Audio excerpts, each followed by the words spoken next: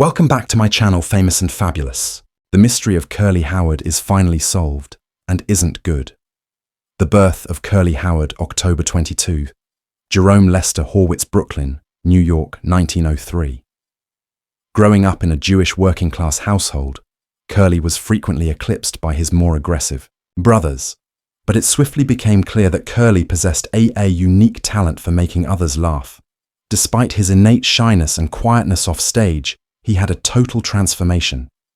In before a crowd where his physical laughter, youthful vigor, and one-hearted improvisational talent. He lacked official acting training, however. He made up for his lack of technique by ready with unadulterated instinct, flawless timing, as well as the capacity to embody ridiculous characters with a total dedication. Prior to becoming one of the Three Stooges, he worked in a number of positions and participated in regional theatrical shows, developing goofy humor that would define his career soon. Curly became a member of the Three Stooges in 1932, taking his sibling Shimp's place, who'd quit the group to work as a solo artist. Profession. Curly at the time had a completer beard and a head of wavy red hair. However, when Ted Healy and Mo advised him to shave his head in order to, he agreed that it suited the group's image. Grudgingly, the shaved appearance became well known, and his character on screen, with a voice that is high-pitched, disproportionate facial expressions, as well as memorable slogans such as Nuke Nuke, captivatingly, and Woo Woo Woo viewers. His comedic body language was unmatched, and his habits frequently comprised pratfalls, untamed gestures, as well as an almost unbelievable expressional flexibility. Supporters were attracted to his limitless vitality, vulnerability, as well as the feeling of innocence he brought mischief to every show. When they were at Columbia, they were at their prime. Images taken between 1934 and 1946, Curly appeared in around 100 short films with many of the Three Stooges are now regarded as American comedic masterpieces. Movies such as Punch Drunks, 1934, Court Disturbance, A Plumbing, We Will Go, 1940, and 1936 continue to be adored by supporters for their quick jokes and Curly's amusing antics. He frequently served as the focal point of the three. His innocent manner and erratic actions that raise the routines of Stoog from basic slapstick to a comic timing art form and inventiveness. Curly contributed a special combination of turmoil and innocence to the group, gaining the affection of generations of viewers. In Curly Howard's private life, especially his sexual partnerships, was frequently characterized by turbulence, impulsivity, as well as emotional sensitivity, characteristics that were in contrast to sharply with his vivacious and easygoing persona on screen. His initial union, which took place before his widespread recognition as one of the Three Stooges, was short and agitated. The union terminated after just 5 months. Divorce as an indicator of instability that would describe a lot of his following connections. Right now, Curly, Jerome Lester Horwitz, who was born, was still trying to make a name for oneself professionally, as well as his genius for comedy had not yet made it to the national arena. This early marriage's failure allegedly left him feeling demoralized and helped create a pattern of looking for love and approval through transient love affairs, a motif that might reoccur throughout his life. June 7th, 1937, is a sentimentally significant year, since it was the 12th wedding. His older brother, Mo's anniversary Helen, the wife of Howard and Mo, Curly Elaine Orr, was married. This second union was larger in size and provided an insight into Curly's home life desired. The pair was pleased to have a Marilyn, the daughter, in 1938, the first and only year that Curly child at this time in his life. Even after their daughter was born, the Elaine and Curly's relationship declined over time, afflicted by individual variances, the strain of Curly's rigorous work schedule and his more unpredictable way of living. June the couple was divorced in 1940.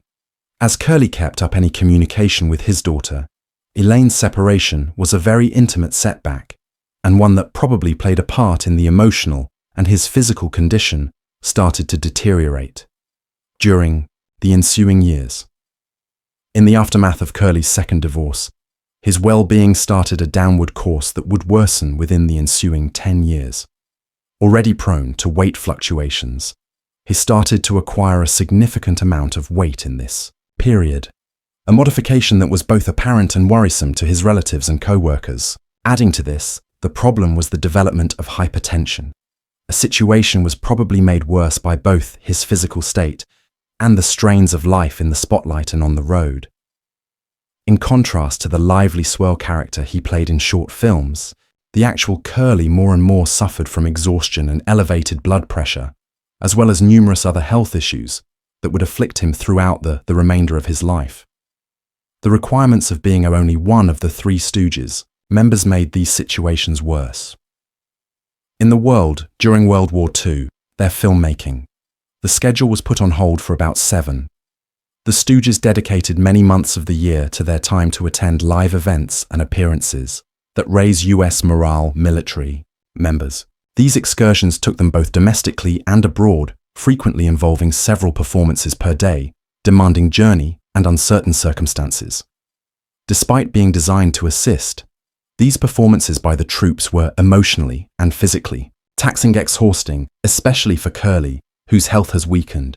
He carried the majority of the physical humor, frequently doing slapstick acts that pratfalls, necessary falls, and disproportionate motions, all of which taxed his deteriorating physique. While these during off-camera times, Curly was anticipated to stay sober, particularly because Mo imposed stringent rules opposing drinking and working. Mo, the de facto head and reprimander of the group, recognized the need for professionalism, particularly in light of the demands of performing live. Although Curly followed Mo's guidelines while performing, he regularly engaged in outrageous conduct after the curtain closed. He frequently patronized bars and nightclubs where he looked for food, wine, and women as a haven friendship. His method of handling the fatigue and isolation that resulted with notoriety. These evening adventures frequently extended into the early hours of the morning, adding to his sleep, bodily collapse, and deprivation. Along with his pleasures, Curly gained a reputation for being careless financial practices.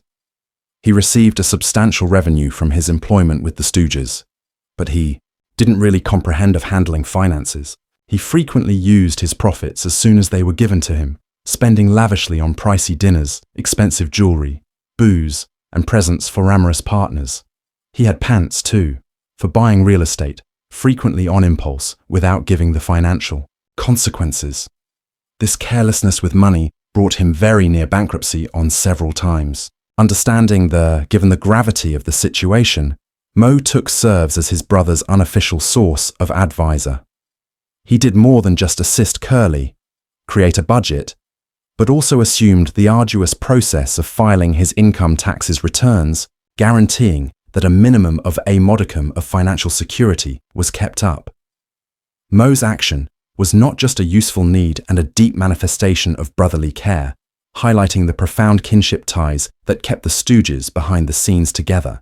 In spite of the disarray that characterized a large portion of his personal life, Curly had a very sensitive and sympathetic side, particularly when animals were involved.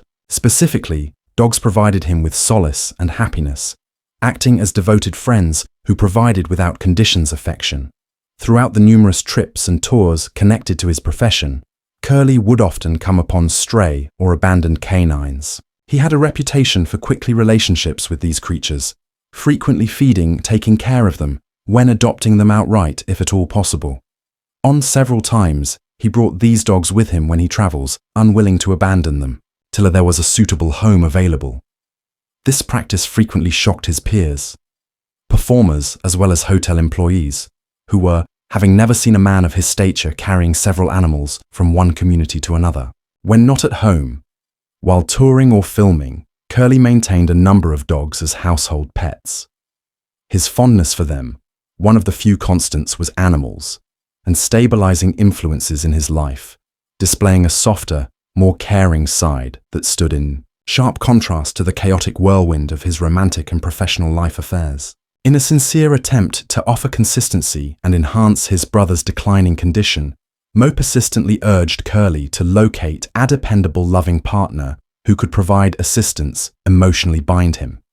Taking action on this guidance, Curly plunged into a tornado romance with a woman named Marion Buxbaum. He got married just 2 weeks after courtship. In October, the pair was married. 17th, 1945. Additionally, although the marriage at first seemed to give Curly optimism that enduring friendship, it swiftly became an acrimonious and angry connection. Only 9 years were spent in the relationship. Months characterized by ongoing disputes, mistrust, as well as competing interests. The ensuing divorce processes were degrading to the public and damaging on an emotional level. The media, always willing to take advantage of the personal struggles of celebs, sensationalized the divorce, presenting Curly as unpredictable and erratic. This circus of media had an extremely detrimental impact on his health. Already compromised by years of Curly's physical condition, stress and illness situation significantly deteriorated in the middle of the court case. Only 2 months prior to the finalization of the divorce, July Curly experienced a severe stroke in 1946, an incident that not only put a stop to his career, accompanied the Three Stooges, but indicated the start of a swift and permanent. His condition was deteriorating. However, even after this terrible blow, Curly continues to look for company and a feeling of as usual. He was married on July 31st, 1947, the woman who would become Valerie Newman, his most loyal companion. This union turned out to be the most durable and stable of his life. Curly and Valerie discovered a peace and assistance measure that had long eluded him. In 1948, they welcomed Janie, a daughter, is giving Curly a fresh feeling of happiness and purpose. Even as his condition worsened, Valerie stayed by his side during his last years, providing support and company during a time when there were many hospital stays and deteriorating health capacity. In contrast to his previous turbulent connections, this last section of his romantic life was based on sincere love and assistance to one another. The pair stayed wed until Curly passed away in 1952, marked the bittersweet end of the life of a man whose comic genius concealed a lifetime of psychological and bodily suffering. For many years, admirers of classic comedies have treasured the contagious, giggles and bigger than Curly Howard's life persona, Thackerayist participant in the legendary slapstick trio, the Three Stooges. His characteristically high-pitched speech, whirling motions, and overly dramatic facial expressions brought happiness to millions and produced a humorous heritage that has persisted across many generations.